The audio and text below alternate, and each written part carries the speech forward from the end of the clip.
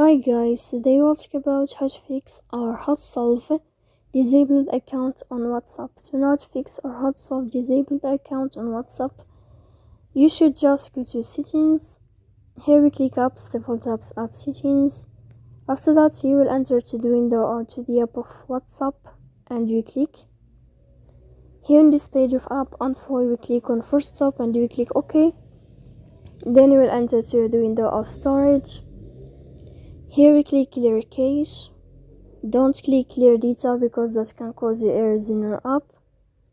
In the end you can turn on your airplane mode and you can wait 3 seconds to turn off your airplane mode again. So please don't forget to support us by like and subscribe. See you next time in another video and thank you for your attention and your watching.